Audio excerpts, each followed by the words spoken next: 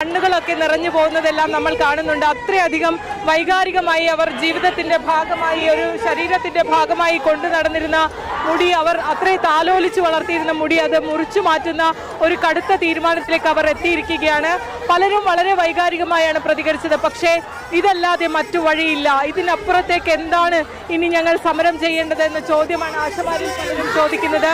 ഇപ്പോൾ നമുക്ക് ദൃശ്യങ്ങളിൽ തന്നെ കാണാം, ഒട്ടേറെ സ്ത്രീകളാണ് ഈ ഒരു പ്രതിഷേധത്തിൽ അണിനിരക്കുന്നതിനും മുടി മുറിച്ചു മാറ്റുന്നതിനുമായി ഇവിടെ വന്നിട്ടുള്ളത്. ഇപ്പോൾ നമുക്ക് കാണാം ഇവിടെ മുടി മുറിച്ച. നേരത്തെ ഞാൻ പറഞ്ഞില്ല, ഇത് പ്രതിഷേധമാണ് ഗവൺമെന്റിനോട്.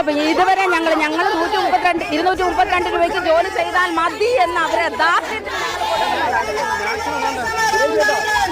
മുടി മുറിച്ചുള്ള പ്രതിഷേധത്തിനിടയിൽ ഒരു ആശാപ്രവർത്തക പൂർണ്ണമായും മുടി നീക്കം ചെയ്തിരിക്കുകയാണ്. മൊട്ടയടിച്ചുകൊണ്ടാണ് ഇപ്പോൾ ഈ പ്രതിഷേധത്തിൽ പങ്കാളിയാകുന്നത്. തത്സമയ ദൃശ്യങ്ങളാണ് നമ്മൾ